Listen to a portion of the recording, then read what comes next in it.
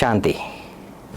प्रजापिता ब्रह्मा कुमारी ईश्वरीय विश्वविद्यालय में आज ज्ञान मंथन स्टूडियो में एक ऐसी दिव्य आत्मा हमारे सामने उपस्थित हैं जो 53 साल से, जी हाँ 53 साल से समर्पित जीवन जी रही हैं और 62 साल से आप ज्ञान में चलती हैं। मधुबन महायज्ञ में पहला जब बेहद विहंग मार्ग की सेवा का जब चांस मिला, हमारी आदरणीय सिलू दीदी ने जी टीवी में आपका पहला प्रवचन 1992 में प्रसारित हुआ, जिसके कारण ब्रह्मा कुमारी संस्था क्या है, क्या कार्य करती है, सारे विश्व को पता हुआ। ऐसी आभावान दिव्यवान आत्मा आज हमारे सामने उपस्थित हैं। ऐसे दिव्य आत्मा से आपको मिलाते हैं हमारी आदरणीय सिलू दीदी। सिलू दीदी, ओम शांति। ओम शांति। दीदी, सर्वप्रथम ये बताएं कि आपका जन्म कहाँ हुआ था? मेरा जन्म मुंबई में हुआ था 1948 में। हमारे माता पिता कराची से आए थे पार्टीशन के समय। 47 में पार्टीशन हुई और मेरा जन्म 48 में हुआ। दीदी, आपका पढ़ाई लिखाई सारी मैंने मुंबई में की। दीदी, ज्ञान आपको कैसे प्राप्त हुआ? ब्रह्मा कुमारी के संपर्क में आप कैसे आई? मेरी लौकिक माता जी को पहले ज्ञान मिला। वो एक गीता पाठशाला में जाती थी। मैं तो स्कूल पढ़ती थी, लेकिन वो एक गीता पाठशाला में जाने लगी। मैं समझती हूँ 1958 में, 58 में। तो मैं तो उस समय केवल 10 साल की थी। तो एक दिन मुझे वो उस गीता पाठशाला में ले गई मेरी लौकिक माँ, और वहाँ पर बाबा की मुरली चल रही थी और मैं बैठ गई। तो मैं मुरली सुनती रही और ऐसे लगा कि जैसे मैं सब समझ रही हूँ, मुझे सब समझ में आ रहा है। तो मुझे लगा कि ये जहाँ जाती है मेरी लौकिक माता जी, ये बहुत अच्छा स्थान है। फिर माना ये जो ज्ञान था आपको समझ में आ रहा था? हाँ, ऐसे लगा कि जैसे सब बाबा की मुरली सुना रही थी बहन, तो लग रहा था जैसे मैं तो सब समझ रही हूँ, मुझे सब समझ में आ रहा है। और फिर मुरली रिपीट की तो मुझे लगा कि जो भी रिपीट भी करे वो भी सब मुझे समझ में आ रहा है, जैसे मैं ये सब जानती हूँ, ऐसे मैंने अनुभव किया। आपके कितने भाई बहने हैं? लौकिक में तो मेरा कोई भाई बहन नहीं है, मैं एक ही बेटी हूँ, अकेली हूँ। और क्योंकि मैं केवल 3 दिन की थी, मेरे लौकिक पिता ने देह त्याग किया, एक एक्सीडेंट में उनकी मृत्यु हुई। तो मैं तो पहली संतान थी। आपने साकार बाबा को भी देखा? जी बिल्कुल। तो 1959 दिसंबर में ब्रह्मा बाबा मुंबई में आए थे और हर साल मुंबई में बाबा आते थे। तो वो पहले दिन तो मैं गई गीता पाठशाला में, लेकिन उसके बाद फिर नहीं जाना हुआ क्योंकि पढ़ती थी तो कुछ समय भी नहीं मिलता था। लेकिन जब बाबा मुंबई में आए तो एक दिन ब्रह्मा भोजन का प्रोग्राम था, तो मेरी लौकिक मदर को भी निमंत्रण मिला, तो वो मुझे भी ले गई। अच्छा। ब्रह्मा बाबा के पास, क्योंकि बाबा जब आते थे तो एक बड़ा फ्लैट लेते थे, अपार्टमेंट भाड़े पर लेते थे और 3 महीना कम से कम बाबा रहते थे बॉम्बे में, दिसंबर जनवरी फरवरी मुंबई में। अच्छा। तो उस समय सबको बाबा नंबरवार बुलाते थे, ब्रह्मा भोजन रखते थे ताकि बाबा का सबके साथ संपर्क हो। तो मेरी मदर को भी निमंत्रण मिला और वो मुझे ले गई। तो ब्रह्मा भोजन चल रहा था और उस समय ब्रह्मा भोजन ऐसे नहीं था कि सबकी थाली में परोसा गया और बाबा कहे कि अच्छा बच्चे या बाबा की याद में भोजन स्वीकार करो, ऐसे नहीं होता था। बाबा भी बैठते थे और सब पहले बैठते थे और बाबा थोड़ा संबोधन करते थे, फिर एक एक की थाली में डालते थे और एक एक करके बाबा के पास आते थे। तो और बाबा के सामने बैठ के बाबा से दृष्टि लेते थे और फिर जैसे बाबा की गोद में सिर रखते थे और बाबा पीठ थपथपाते थे और कोई न कोई वरदान देते थे। अच्छा। और फिर मुख में एक गिट्टी डालते थे, भोजन का सब्जी, हाँ भोजन का, रोटी और सब्जी डाल के, तो एक दृष्टि भी मिलती थी, वरदान भी मिलता था और पीठ भी थपथपाते थे और बाबा की गोद भी मिलती थी और बिल्कुल लगता था जैसे बाबा से इतनी शक्ति मिली है। फिर हम जाते थे वापस अपनी जगह। तो ऐसे करके थोड़े थे, करीब 25-30 भाई बहनों को ही बुलाते थे, ज़्यादा भी नहीं। पहली बार आप जब बाबा से मिले तो कैसा फीलिंग हाँ, था? तो क्या हुआ कि मेरी लौकिक माता जी तो बाबा के पास गई, तो मुझे थोड़ा संकोच हुआ क्योंकि मैं छोटी थी, अभी तो 11-12 की साल की भी नहीं थी, 11 साल की थी, तो मुझे संकोच हुआ। तो जैसे मेरी लौकिक माँ का पूरा हुआ, मैं सब देखा और मैं सोच रही थी मैं जाऊँ या नहीं जाऊँ, मैं छोटी हूँ, मुझे परमिशन मिलेगी नहीं मिलेगी, तो मैं संकोच कर रही थी। तो बाबा ने मुझे बुलाया, आओ बच्ची आओ, आओ आओ आओ बच्ची आओ। तो जैसे बाबा ने कहा ना आओ बच्ची आओ, तो मुझे एक मैग्नेटिक पुल हुआ, इतना अच्छा मैग्नेटिक पुल, जैसे कि वो बाबा का वो प्यार मुझे ऐसे खींचा, आओ बच्ची, क्योंकि वैसे ही लौकिक पिता नहीं था। जी जी। और मुझे ये हमेशा रहता था कि मुझे पिता नहीं है, और यहाँ बाबा ने बच्ची आओ पिता के रूप में जैसे कहा, पिता का भान आ गया। हाँ, तो मैं सीधी दौड़ के जैसे बाबा के पास गई और एकदम बाबा को चिपक गई और बाबा की गोद में सिर रखा और बाबा ने मेरे पीठ पर थपथपाया और दृष्टि दे करके वरदान दिया कि बच्ची अपने पिता के पास वापस आ गई। कितने साल की थी उस समय? तब मैं 11 साल की थी। 11 साल पढ़ाई कर रहे थे? हाँ, पढ़ाई कर रही थी। तो बच्ची अपने पिता के पास वापस आ गई। बस वो दिन और आज का दिन, फिर तो मैं तो लगातार जाती रही, स्कूल भी जाती थी, उसके पहले बाबा की मुरली सुनती थी, फिर स्कूल जाती थी। अच्छा। और फिर पढ़ती रही और फिर सेंटर पर जाती रही, थोड़े बंधन आए, लेकिन हमने तो अंदर में लक्ष्य यही रखा था कि मुझे पढ़ना भी है, लौकिक भी पढ़ाई करनी है और बाबा का ज्ञान भी लेना है, क्योंकि सिंधी परिवार से हूँ तो थोड़ा बंधन भी डाला परिवार वालों ने। लेकिन मैं छिप छिप के भी जाती थी, क्योंकि सवेरे क्लास स्कूल जाती थी तो पहले टाइम मिल जाता था, मैं कहती थी जल्दी जाना है तो सेंटर जाके फिर स्कूल जाती थी, फिर शाम को भी आती थी तो पहले सेंटर जाके फिर घर आती थी, क्योंकि सब पास पास था, बहुत दूर नहीं था, इसलिए सहज था सब कुछ हमारे लिए। फिर अचानक मधुबन में कैसे आपका आना हुआ? फिर उसके बाद लौकिक माता जी पार्टी के साथ मधुबन आई, तो मैं भी मधुबन आई। कौन से सन को? ये मुझे लगता है ये 61 में होगा। 61 बाबा थे उस 61 में होगा। मैं मधुबन में आई तो बाबा के आगे मैंने इंग्लिश में भाषण किया, तो बाबा को बहुत अच्छा लगा। बाबा ने कहा तुम इंग्लिश में बहुत होशियार हो, इंग्लिश मीडियम स्कूल में पढ़ते थे, कॉन्वेंट स्कूल, तो इंग्लिश तो बहुत अच्छी थी। तो बाबा ने मुझे उसी समय वरदान दिया, बच्ची आप इंग्लिश में और होशियार हो जाओ, बाबा तुमको विदेश भेजेगा। 75 देशों से भी ज्यादा देशों में गई। नहीं, एक होता है विदेश में जाकर सेवा करना, एक होता है नहीं, जाना और आना। बाबा विदेश भेजेगा। हाँ। तो हर साल जाती रही ना। और अच्छा। विदेश में सेवा भी तो की ना मैंने। अच्छा, बहुत की। हाँ। तो विदेश में कहाँ कहाँ कोई सेवा, कैसे रहा? फिर तो जब मैं मधुबन में समर्पित हो गई, 69 में समर्पित हुए, बाबा व्यक्त हुए, तो उस समय मैं बीएससी का एग्ज़ाम दे रही थी। तो 69 में बीएससी कंप्लीट करने के बाद अव्यक्त बाप दादा ने कहा कि मधुबन में अभी ट्रेनिंग प्रोग्राम्स होंगे, तो जो कन्याओं का जो पहली ट्रेनिंग थी। कितने लोग थे उसमें? उसमें हम लोग 30 कुमारियाँ। 30 कुमारियाँ, तो जो आप जोन इंचार्ज हैं सर? हाँ, जो अभी जोन इंचार्ज है वो उस ट्रेनिंग में हम थे। उसके बाद मैं सेंटर पर आ गई।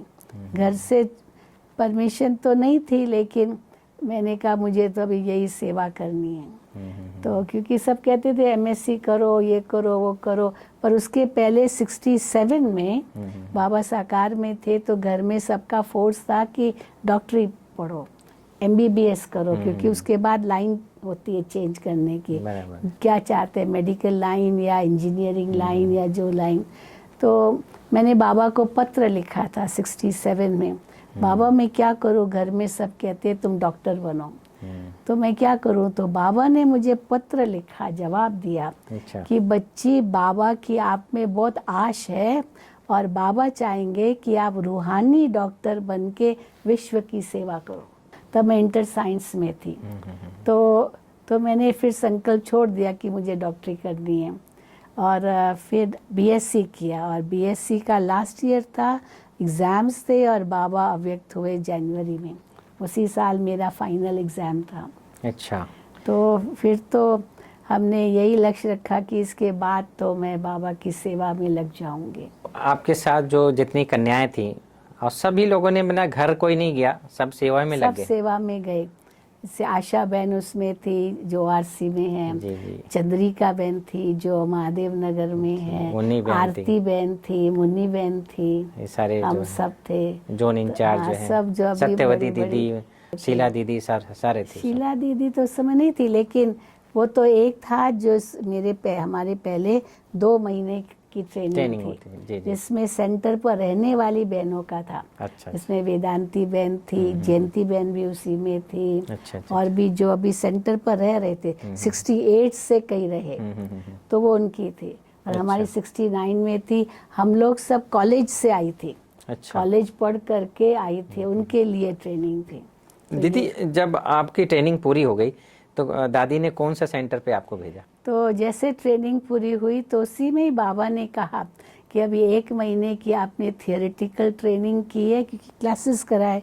अब दादी जानकी थे, नलनी दीदी थी, कूंज दादी थी, चंद्रमणि दादी थी, सब हमारी टीचर्स थी। दीदी, दादी प्रकाशमणि, सब ने हमारे क्लासेस कराए, खूब शक्ति भरी। फिर अव्यक्त बाबा ने कहा कि अभी आपको 1 महीने की प्रैक्टिकल ट्रेनिंग करने सेंटर पर जाना है। अच्छा। तब बाबा नंबर देंगे कौन से सेंटर पर कौन कौन जाएगा। तो फिर मैंने उस समय कहा मैं राजकोट जाऊंगी। अच्छा। तो मैं सबसे पहले राजकोट गई, क्योंकि भारती दीदी जो राजकोट सेंटर की इंचार्ज है, उनको बाबा ने कहा था तुम राजकोट में सेंटर खोलो। अच्छा। वो कलकत्ता में थी, पहले से भेज दिया था हाँ, गुजराती थी, तो राजकोट में तब सेंटर नहीं था, तो उसको राजकोट भेजा गया था। तो उनको हैंड की ज़रूरत थी, और मेरी लौकिक में मेरे नानी के तरफ से बहुत रिश्तेदार राजकोट में रहते हैं। अच्छा। तो फिर मेरी नानी भी वहीं थी और उसकी तबीयत तो ठीक नहीं थी, तो मैंने घर में यही कहा कि मेरी नानी जी राजकोट में है और वो मुझे बुला रही है, मैं राजकोट जाना चाहती हूँ। तो 1 महीने की ट्रेनिंग के बाद मैं राजकोट के पास सीधा सेंटर पर गई। अच्छा। सीधा सेंटर पर गई और 3 महीना मैं रही वहाँ। फिर वापस आना था मुंबई में, क्योंकि कॉलेज की पढ़ाई में हमने लाइब्रेरी से किताबें ली थी, वो सब वापस कर अच्छा, दी पढ़ाई थी। बाकी थी उस समय? नहीं, बीएससी कंप्लीट किया Complete था, कर ली। लेकिन किताबें हमने ली थी लाइब्रेरी अच्छा, से, वो बहुत सारी किताबें होती है, तो वापस भी करनी थी, सर्टिफिकेट लेना था, मार्कशीट, कुछ भी नहीं लिया ना। एग्जाम्स पूरे हुए और मधुबन आ गए, बराबर। तो इसलिए फिर वापस आई मधुबन। अब फिर मेरी परीक्षा शुरू हुई कि तुम अभी आगे क्या करना चाहती हो। 4 ऑप्शंस दिए गए कि शादी करो, या तो आगे पढ़ो, या तो नौकरी करो। मैंने कहा चौथा दिया, तुमको जो चाहिए करो, तुमको सेंटर पर जाना है, सेंटर पर जाओ। तो मैंने कहा मैं सेंटर पर जाऊंगी। ये सबसे यही अच्छा रास्ता है। डिसाइड किया, और फिर तो मैं सेंटर पर आ गई। मुंबई के ही सेंटर पर रही, कुलाबा सेंटर था मेरा, वहीं मेरा घर था। अच्छा। तो वहीं रही, और दादी पुष्प शांता, दादी आता मोहिनी उस समय कुलाबा सेंटर पर थे मुंबई में। ओके। तो मैं पहले कुलाबा सेंटर खुलने से पहले गामदेवी सेंटर था, मैं वहीं जाया करती थी, मेरा कॉलेज सब वहीं था। जब दादी जी मुंबई आए थे जनवरी 70 में, अच्छा। तो दादी जी को मैंने कहा दादी मुझे मुंबई से बाहर भेजो कहीं, मैं बाबा की सेवा बेहद में करना चाहती हूँ, मुंबई में तो रहती हूँ, तो इसीलिए लौकिक से थोड़ा दूर जाऊँ। तो दादी ने मेरे से पूछा आप कहाँ जाना चाहती हो, तो मैंने कहा जा इंग्लिश की सेवा हो। तो दादी ने कहा अच्छा तुम बैंगलोर जाओ। अच्छा। तो दादी ने मुझे बैंगलोर भेजा। सुंदरी दादी थी उस समय, तो उनके पास रही और बहुत अच्छी ट्रेनिंग हमको मिली सुंदरी दादी के द्वारा बैंगलोर में। और उसी बीच मैंने कन्नड़ा भाषा भी सीख ली। बैंगलोर रही तो 1 साल बैंगलोर में रही, 1.25 साल लगभग। फिर मधुबन आए पार्टी लेकर या पार्टी के साथ, तो फिर दादी ने मुझे कहा कि अभी तुम काठमांडू जाओ, क्योंकि काठमांडू में राज बहन को इंग्लिश हैंड की ज़रूरत थी। वहाँ पर बहुत फॉरेनर्स आते हैं ना काठमांडू में उस समय, टूरिस्ट और ड्रग्स लेते थे उस समय, हिप्पी लोग होते थे। अच्छा। 1971 की ये बात है। तो 71 में तो बैंगलोर में थी, फिर 71 में फिर नेपाल गई, फिर 72 में वापस मधुबन आई। तब दादी जी ने मुझे कहा मधुबन में कि अभी तुम हैदराबाद जाओ। 71 72 में काठमांडू में थी और 72 में जब वापस आई तो उस समय मनिंदर सिंह माना कुलदीप बहन जो हैदराबाद में शांति सरोवर की है, उनके लौकिक पिता को अच्छा। बाबा ने साकार में कहा था तुम हैदराबाद में सेंटर खोलो। अच्छा। वो मिलिट्री में थे। उसने कहा बाबा मैं कहाँ सेंटर खोलूं? तो कहा आंध्र प्रदेश में कोई सेंटर नहीं है उस समय, आप हैदराबाद जाओ। तो उसने दादी जी को कहा कि हैदराबाद जाऊं, मकान ले लिया था और म्यूज़ियम बनाना था। तो दादी मुझे इंग्लिश हैंड चाहिए क्योंकि हैदराबाद माना इंग्लिश। अच्छा। तो फिर दादी ने मुझे काठमांडू की बजाय वापस कुलदीप बहन के हैदराबाद पास भेजा। अच्छा। कुलदीप बहन अब उस समय तो दादी जानकी के पास ही ट्रेनिंग ले रही थी पूना में। दादी अच्छा। जानकी पूना में थी। अच्छा अच्छा 73 की बात है। 73 यस। तो 72 73 तो मैं हैदराबाद में 1 साल रही। और 1 साल के बाद फिर जब मधुबन गई तो दादी जी ने कहा अभी तुमको विदेश भेजना है। अच्छा। क्योंकि हांगकांग का निमंत्रण था। हमारी सावित्री दादी थी हांगकांग में जिसने सेंटर खोला सबसे पहले। तो मैं बॉम्बे आई और खास पासपोर्ट बनाने के लिए। अच्छा। तो हांगकांग के लिए बात चल रही थी, लेकिन उसी बीच अफ्रीका से निमंत्रण आया। अच्छा। तो अफ्रीका फिर दादी ने अफ्रीका भेजा वेदांती बहन और हमको। वेदांती बहन कुलाबा सेंटर पर रहती थी, मैं गामदेवी में रहती थी। और 74 फरवरी में बहुत बड़ा मेला किया था क्रॉस मैदान में। अच्छा। तो उसमें वो भाई निकला था जिसने निमंत्रण दिया अफ्रीका अफ्रीका का। का। और उसने कहा कि 2 बहनें दो, हम सेंटर खोलेंगे, सब सेवा करेंगे, एक गुजराती स्पीकिंग एक इंग्लिश स्पीकिंग। इंग्लिश में आप चले गए, गुजराती में वेदांती गुजराती में वेदांती बहन। जी। तो इसलिए हम दोनों फिर अफ्रीका सेवा पर गए। और अफ्रीका में बहुत देश है, तो कई देशों में हमको लेके गए। छोटे छोटे देश बहुत है ना, तो हम कई देशों में गए। तो 1 साल जैसे वहाँ भी सेवा की और अफ्रीका के देशों में घूमे। फिर वो भाई हमको मॉरिशस ले आया। अच्छा। तो मॉरिशस नज़दीक है अफ्रीका के। तो फिर वहाँ सेंटर खोला। तो मैं फिर वहाँ रही। दादी ने मुझे मॉरिशस में रखा। 1 साल में मॉरिशस में रही। वहाँ 6 महीने में पार्टी तैयार करके मधुबन ले आई मॉरिशस से। क्योंकि जो मॉरिशस में भाई बहनें रहते हैं ना, वो उनके भारत के लिए बहुत भावना है। उनके पूर्वज तो भारत से गए थे। देवी देवताओं के प्रति बहुत आस्था है। हाँ, पूर्वज उनके भारत से गए थे, यूपी से, बिहार जी, से। जी, जी। भोजपुरी बोलते हैं। भोजपुरी बोलते हैं, बिहारी भाषा बोलते हैं। जी जी। तो फिर वो खास कहा हमको मधुबन जाना है। तो खास वो कहते थे मॉरिशस हमारा मातृ देश है, माना मदरलैंड है, लेकिन भारत हमारा फादरलैंड है। अच्छा। क्योंकि हमारे जो पूर्वज थे वो सब भारत से आए थे। जी, जी। तो भारत के प्रति वो प्यार आस्था था है। उस समय, आस्था। तो मैं उनको लेकर आई थी भारत, माना मधुबन में लाई थी। और भारत के कई जो तीर्थ स्थान है वहाँ हम उनको ले गए थे। वो कहे हमको सब तीर्थ स्थान दिखाओ। तो हरिद्वार, ऋषिकेश, फिर मथुरा, वृंदावन, गोकुल, अच्छा, ये सब चक्कर लगाए। जगह भी हम गए थे। और फिर तो वापस गए। 75 दिसंबर की ये बात है। लेकिन फिर 76 में मधुबन में भट्ठी रखी थी बड़ी बहनों की। तो दादी जी ने मुझे उसमें बुलाया। और 76 जून से फिर मैं मधुबन में ही हूँ। दादी जी ने मुझे मधुबन में रखा क्योंकि फॉरेनर्स आना शुरू हो गए थे। तो फॉरेनर्स की सेवा करना। और राजयोग शिविर वो भी शुरू हो चुका था। राजयोग भवन बना था पांडव भवन के बाहर, जहाँ हम VIPs को बुलाते थे। तो इसीलिए इन सेवाओं के लिए दादी जी ने मुझे मधुबन में रखा। ये वरदान कैसे मिला आपको? आपको कहते हैं घर की पौड़ी। हाँ, ये क्या था, मैं मधुबन में रहने लगी तो मधुबन में तो बहुत सेवा थी। तो करीब 2-3 साल तो मधुबन में कहीं गई नहीं। तो मुझे थोड़ा संकल्प आता था कि कहीं पर ज़रूर जाऊं मैं और देखूं। विदेश में तो रही, लेकिन भारत में भी तो कुछ देखूं। तो उस समय जैसे अव्यक्त बाप दादा के सामने मैं गई तो बाबा ने मेरे से प्रश्न किया, आप कौन सी गंगा हो? अच्छा। तो अव्यक्त बाप दादा ने। अव्यक्त बाप दादा ने, ये करीब मैं समझती हूँ 77 78 79 की बात जी, होगी। जी, जी। तो बाप दादा ने पूछा, आप कौन सी गंगा हो? तो मैंने कहा बाबा मैं ज्ञान गंगा हूँ। तो बाबा ने कहा ज्ञान गंगा है तो और भी, आप विशेष कौन सी गंगा हो? तो मुझे आया कि मैं बहती गंगा हूँ, क्योंकि गंगा बहती है तो बहती गंगा हूँ।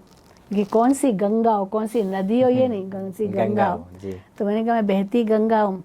बाबा ने कहा नहीं, जो सेवा केंद्रों पर रहती है ना वो बहती गंगाएं हैं। हाँ, वो क्योंकि ऑलराउंडर होती है ना, सारा क्योंकि काम वो करती आज इस सेंटर पर, कल दूसरे हाँ, सेंटर दूसरे पर, सेंटर। परसों जी, तीसरे जी, जी। सेंटर पर चलते रहती घूमती है। है। और स्टूडेंट तो वही होते हैं, गंगा बहती बहती रहती है। तो आप कौन सी गंगा हो? तो मुझे आया नहीं जवाब। तब बाबा ने मुझे कहा तुम हर की पौड़ी की गंगा हो। जैसे हर की पौड़ी पर सारी दुनिया के लोग आते, ऐसे तुम्हारे पास यहाँ आएंगे और तुम्हारे में स्नान करेंगे। ये बाबा ने मुझे उस समय, तब से अभी तक जितने भी शिविर होते हैं, जो भी जी जी प्रोग्राम होते हैं, वो प्रोग्राम सब होते करते हैं, कॉन्फ्रेंसेस होती है, तो उसमें हम भाग लेते हैं। फिर तो हम चारों ओर घूमते, बहुत जगह गए उसके बाद भारत में, लेकिन विदेश भी जाते थे। 82 में श्रीलंका गई, उस समय रोजी बहन थी मद्रास में, जी, चेन्नई में। तो वहाँ पर सेंटर खोलना था श्रीलंका में। तो दादी ने उनको कहा आप श्रीलंका मद्रास के नज़दीक है, वहाँ सेंटर खोलो। तो फिर उसने कहा मुझे कोई इंग्लिश हैंड दो, तमिल हैंड तो है। तो फिर दादी ने मुझे मैं तो आ गई थी मधुबन ना, मधुबन में ही थी। तो 3 महीने के लिए मुझे दादी ने श्रीलंका भेजा। अच्छा। तो वहाँ श्रीलंका में रही। तो मानो कि हैदराबाद थी तो तेलुगु सीख ली, बेंगलोर थी कन्नड़ा सीख ली, और फिर नेपाल गई तो नेपाली सीख ली। तो फिर मैं श्रीलंका में रही, और फिर जब वापस आई तो बहुत सेवाएं तो मधुबन में थी ही। तो ये 82 की बात है।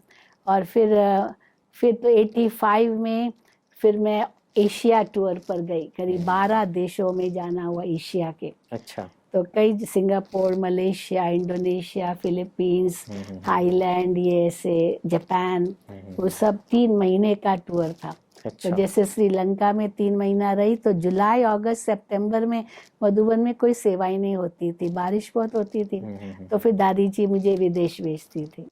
लंदन में जो ग्लोबल रिट्रीट सेंटर खुला, उसका उद्घाटन हुआ। हाँ, उसके उद्घाटन में दादी जी भी गए थे, तो मैं भी दादी जी के साथ गई थी। अच्छा। और वहाँ लंदन में उद्घाटन हुआ। फिर दादी जी ने मुझे यूरोप के कई देशों में भेजा, लंदन से दादी जानकी ने भेजा, जी, क्योंकि बहुत जगह सेवा केंद्र खुल गए थे। जी, जी, जी। तो 91 में मैंने कम से कम 10-12 ये यूरोप के सेवा केंद्रों की का भ्रमण किया।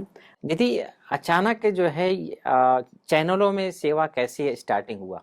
कि पहले तो केवल दूरदर्शन ही था। जी, जी। फिर 92 में, एंड ऑफ 92 या 93 होगा, जी, जी, जी। तो प्राइवेट चैनल्स चालू हुए, सैटेलाइट जी, जी, का जी। वो सब जैसे रखा जी, गया। जी। तो सबसे पहले जी टीवी शुरू हुआ, जी टीवी चालू हुआ। सबसे पहले हाँ। जी टीवी। जी। और जी टीवी वालों का तो प्राइवेट चैनल, जी। तो उनके अंदर में आया कि ये जो इतने सारे राइट्स हुए हैं, तो शांति होनी चाहिए। तो हम तो आध्यात्मिक संस्थाओं को हम बुलाएंगे जो शांति पर बोलेंगे। बराबर। तो ये पहला प्राइवेट चैनल जी चालू टीवी हुआ, जी ने टीवी चांस दिया। तो उन्होंने ब्रह्मा कुमारियों को इनवाइट किया। एक भाई था जिसने उनसे संपर्क किया और ब्रह्मा कुमारियों का इनविटेशन लिया। तो करुणा भाई को यह निमंत्रण मिला, तो उसने दादी जी को कहा कि दादी जी आप संस्था से कोई ऐसी बहन चले जो टीवी में लेक्चर दे, ये प्राइवेट चैनल्स चालू हुए। तो दादी जी ने मुझे कहा, क्योंकि मैं ही थी वहाँ सबसे पहले। जी, जी। उस समय तो और इतनी सारी उषा बहनें बहन, थी भी उषा नहीं। बहन उषा बहन तो बहुत बाद में आई है। अच्छा। वो तो अफ्रीका में हम जब गए जी, तब जी। वो ज्ञान में आई, मतलब अच्छा। उस समय वो कांटेक्ट में आए जी। ब्रह्मा कुमारियों की और 74 में। 74 में, ओके। तो उसी समय मतलब 74 में उन्होंने टीचर्स ट्रेनिंग किया। नहीं, हाँ। वो तो ज्ञान में आई, तो 12 साल की थी उस समय। अच्छा, छोटी थी वो। हाँ, ओके। तो स्कूल पढ़ती थी। तो उसकी तो कहानी अलग है, उसको जी, तो जी। ज्ञान पसंद ही नहीं था पहले। हाँ, बताती हैं तो वो कि जबरदस्ती माँ बाप उनको हाँ, बिठाते थे। बैठाते थे और जैसे। कैसे एक दिन वेदांती बहन भोग में गई, और उसी समय इनको जैसे श्री कृष्ण का साक्षात्कार हुआ उस तब प्रकार। से वो हाँ, ज्ञान में थोड़ा तो तल्लीन हम हो गए। दोनों थे ना, तो जी, जी। वेदांती बहन और हम दोनों अफ्रीका गए थे अफ्रीका तब, गए, जी, उस जी। समय की बात है। जी। तब वो ज्ञान में निकली। तो फिर 92 में जब ये राइट्स शुरू हुए, तो उसको कैसे उसमें शांति हो, तो ये प्राइवेट चैनल्स ने ब्रह्मा कुमारियों को निमंत्रण दिया, तो करुणाबाई ने दादी से बात की। तो दादी ने कहा कि आप शीलूबेन को ले जाओ। बराबर। तो फिर मैं बॉम्बे गई और वहाँ पर जी टीवी की जो इंचार्ज थी वो हिंदी के आध्यात्मिक स्पिरिचुअल लेक्चर्स की, उसका नाम भी करुणाबेन था। आप शांति की बातें करो ताकि हमारे देश में शांति हो जाए। अभी तो 192 देशों में जाता है ये चैनल। अभी तो अलग बात है ना, लेकिन उस समय की 60 बात है। देश में जाता। तो उस समय 60 देशों में जी टीवी जब शुरू हुआ था, तो मैंने सोचा मैं क्या बोलूं, क्योंकि मैं तो राजयोग शिविर कराती थी, उसमें तो आत्मा परमात्मा ये सारा ज्ञान था, वो भी नहीं देना है। तो फिर जैसे बाबा ने टचिंग की, बस शांति पर लेक्चर दो, केवल शांति। शांति क्या आत्मा है का स्वधर्म शांति वो है। बस वो सब आधा घंटे का लेक्चर दिया, उसको बहुत पसंद आया। उसने कहा तो बहुत अच्छा है, ये तो यही चाहिए समाज को, शांति कैसे बनी रहे। तो कहा फिर और लेक्चर रिकॉर्ड करो, तो और किए, हर हफ्ते हफ्ते देते थे। फिर सोनी टीवी वाले, सोनी टीवी आ गया, तो सोनी टीवी ने भी कहा हम आपका लेंगे। अच्छा। तो इसी प्रकार हमने कितने लेक्चर रिकॉर्ड किए, और अबू में तो कोई ऐसी व्यवस्था थी नहीं, मधुबन में, तो बार बार मुझे मुंबई आना पड़ता था रिकॉर्डिंग के लिए, रिकॉर्डिंग करने के लिए। तो मुंबई आती थी और रिकॉर्डिंग करती थी स्टूडियो में जा करके। अच्छा। उनका स्टूडियो था, और भी कई स्टूडियोज थे जहाँ रिकॉर्डिंग करते थे। तो इसी प्रकार से हमारा शुरू हुआ। और उसी समय ही था या उसके पहले जब मैं शिविर कराती थी तो कमेंट्री देती थी, ओम मैं आत्मा हूँ आदि आदि। जी, आपकी दीदी बहुत सारी शुरू हुआ हमारे कमेंट्री, आपके द्वारा ही कमेंट्री स्टार्टिंग हुआ। पहले यही हुआ। राजयोग तो मैं कमेंट्री देती थी, तो बाबा ने एक दिन मुझे कहा, अवैध बाप दादा ने, कि आप ये जो कमेंट्री कराती हो ना, तो कैसे कराओ, कैसे वो स्वरूप में स्थित होकर के आप ये कराओ, तो सबको ये वाइब्रेशन है। मतलब बाबा ने बहुत कुछ कहा। अब ये करुणा भाई ने सुन लिया था। अच्छा। तो करुणा भाई ने कहा ये रिकॉर्डिंग क्यों नहीं करते हो? अब उस समय वहाँ तो व्यवस्था थी नहीं ना मधुबन में। तो कहा मैं रिकॉर्डिंग करूँ, कैसे करूँ, कहाँ करूँ? तो फिर कहा जाओ बॉम्बे। अच्छा। तब मैं मुंबई आई थी पहले रिकॉर्डिंग, ऑडियो रिकॉर्डिंग के लिए। तो ऑडियो रिकॉर्डिंग के लिए आई थी, खास जो कमेंट्री की कैसेट है जो उस समय बनी थी, ट्यूनिंग के साथ आपकी आवाज जाती थी। हाँ, वो सबसे पहली थी। वाह। फिर उसके बाद तो अलग है, फिर तो टीवी का बना। तो मानो या तो क्या है कि जब ये कैसे मेरा प्रोग्राम बना, ये भी तो बाबा का वरदान ही था। बाबा का वरदान था, क्योंकि मैं हैदराबाद गई थी। हैदराबाद में नागार्जुना फर्टिलाइजर्स कॉर्पोरेशन में प्रोग्राम रखा था। नागार्जुना फर्टिलाइजर्स के केवी के राजू, हाँ उस समय के थे। बाप दादा भी बहुत हाँ, तो बाबा ने उनको बहुत प्यार दिया, और उनके एग्जीक्यूटिव्स को, क्योंकि हिंदी नहीं जानते थे ना, तो मैं इंग्लिश में ट्रांसलेशन कर रही थी उनकी। तो जैसे ट्रांसलेशन उनकी पूरी हुई, वो सब बाबा से मिले। तो फिर लास्ट में मैं गई बाबा के आगे, भाई बाबा मुझे टोली देंगे, क्योंकि वो तो बोल चुके थे बाबा उनके आगे। तो जैसे मैं बाबा के आगे गई, बाबा ने टोली मेरे हाथ में पकड़ा के मेरा हाथ जोर से टाइट जैसे किया, बहुत बहुत स्नेह की शक्ति दी जैसे दृष्टि द्वारा। और फिर बाबा ने मुझे वरदान दिया कि ज्ञान की वीणा बजाने वाली सरस्वती आपकी ज़ुबान पर है। ये बाबा ने मुझे कहा उस समय वरदान उस समय बाबा ने कहा, ज्ञान की वीणा बजाने वाली सरस्वती आपकी ज़ुबान पर है। कौन सा सन होगा ये? 92 की बात होगी। 92 की बात होगी।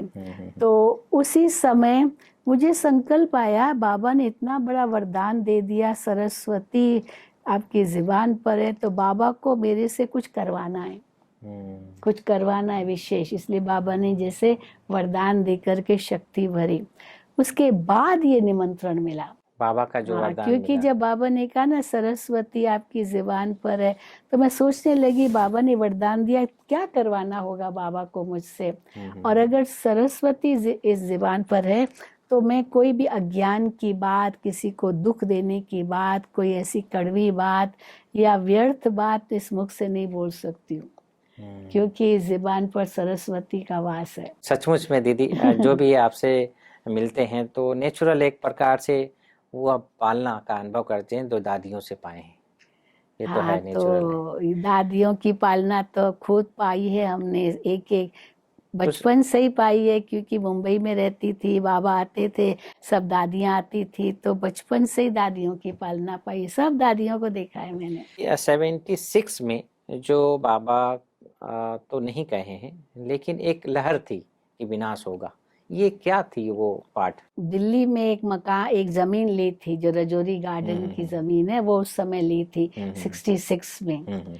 तो ये था कि वो जमीन का झगड़ा कुछ चल रहा था, तो यही था बाबा ने कहा उनको कहो कि हमको ये जमीन दे दो, हम 10 साल में राम राज्य लाएंगे। बोले ऐसे अच्छा, सब 10 साल में, माना 76 में विनाश होगा, विनाश तभी तो होगा, राम राज्य। राज्य। ऐसे बाबा ने कहा, अच्छा। बाबा की मुरलियों में आता है हम जी, राम राज्य लाएंगे, जी, ये जी। लाएंगे, ये लाएंगे, तो हाँ। उस समय की बात थी।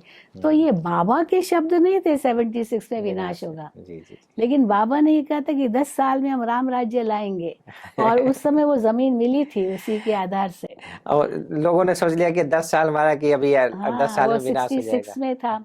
हाँ, तो वो जमीन मिली, रजौरी गार्डन का सेंटर बना, और तो सब ने ये सोचा और 76 देखा में जाए विनाश। दीदी कि राम राज्य तो चल रहा है, जो ज्ञान योग में पल रहे हैं, जी रहे हैं, यही तो राम राज्य है। बिल्कुल बिल्कुल।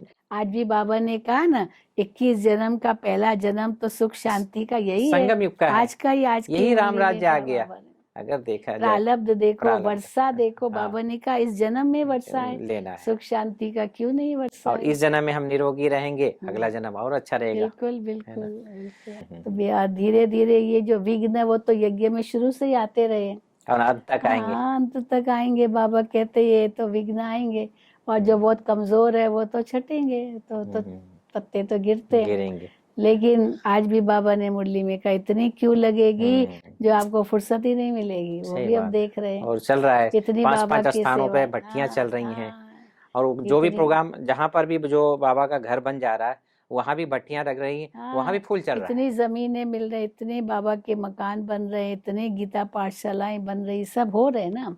बाबा की सेवाएं तो बहुत बढ़ रही है।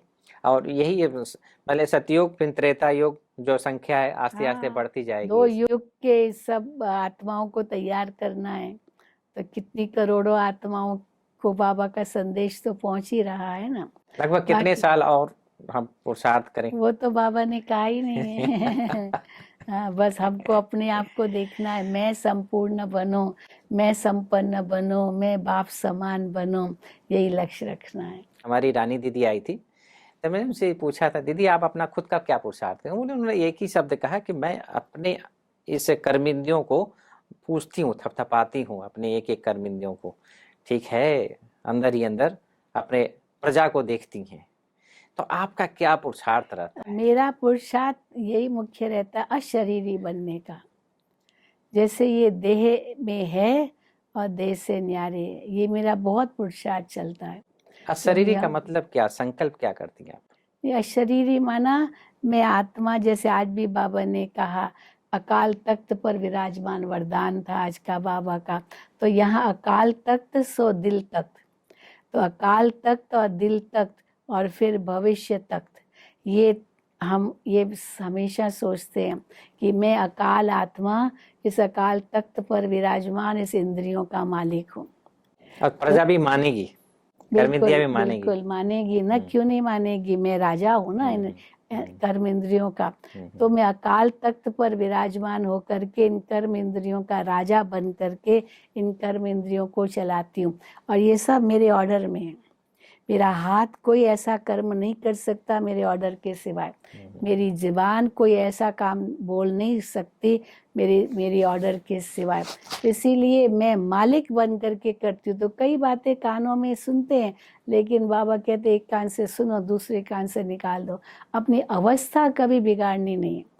कई लोग बहुत सेंसिटिव होते हैं, छोटी छोटी बात में इतना फीलिंग में आते हैं, मैं अब कभी फीलिंग में नहीं आती हूँ, कभी नहीं। ठीक है, इनका अपना part, let go let God, हम तो यही कहते हैं, छोड़ो और बाबा को सब छूटो और बाबा को सौंप दो सब।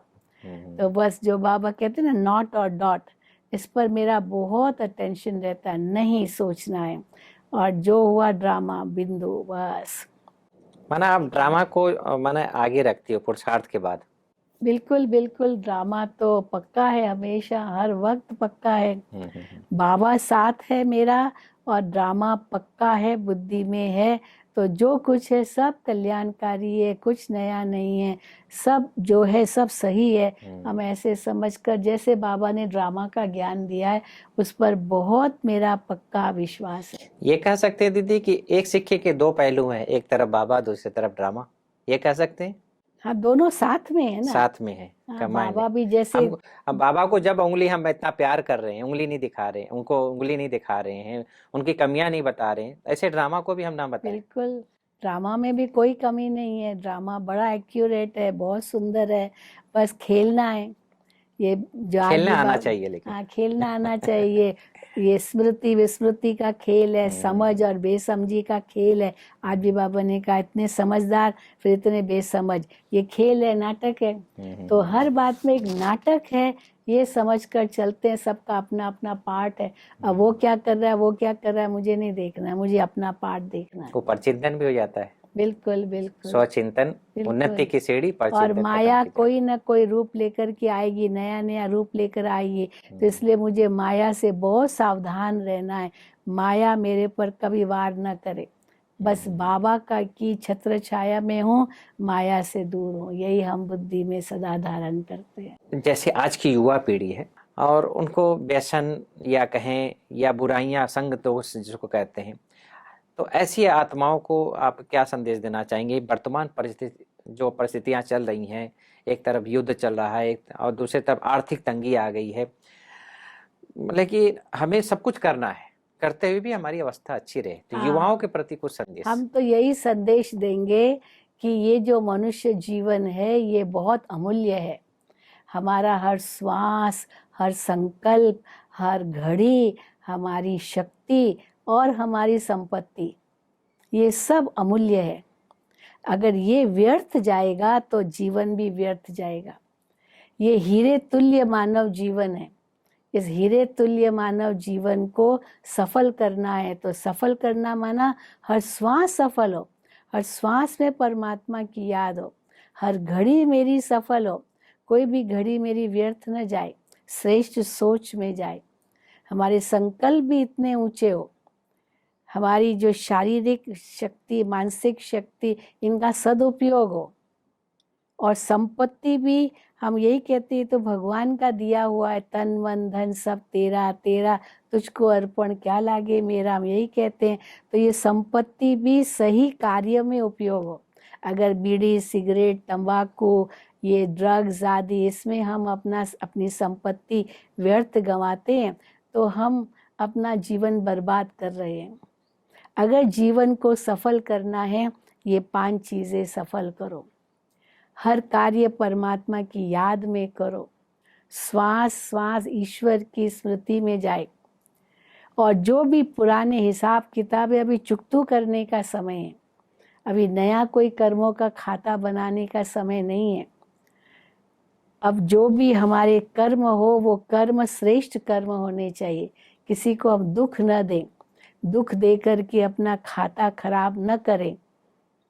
तो इसीलिए कोई भी पाप का खाता नहीं बनाना है, विकारों को जीतना है, अपने जीवन को पवित्र योगी बनाना है, तभी ये मानव जीवन सफल होगा। हम तो यही मानते हैं। दोस्तों, आज जिस प्रकार से आदरणीय सिलू दीदी ने हमें एक प्रेरणा दी कि जियो तो जीवन मुक्त अवस्था जैसा। जी हाँ, जीवन में रहते हुए भी दुविधा, दुख, आकर्षण, बंधन, इससे मुक्त रहें। और वो क्या यूज करती हैं? ड्रामा और बाबा को। जी हाँ, ये दो ऐसे हमारे साथ शस्त्र हैं, अस्त्र हैं, कि पॉइंट शिव बाबा को हमने लगा दिया, ड्रामा बिंदी लगा लिया, डबल लॉक की ताला लग गया, और हमारी अवस्था निर्विघ्न रहे। ऐसे ही हमें अपने जीवन में सामने परिवार में रहते हुए भी, समाज में रहते हुए भी, हमें साक्षी और साथी बनना आना चाहिए। बाबा 42 साल तक अव्यक्त पालना दिया, 35 साल साकार पालना दिया। अब बारी है सितारों की चमकने की। अब बारी है अपने आप को दिव्य गुणों से सजाने की।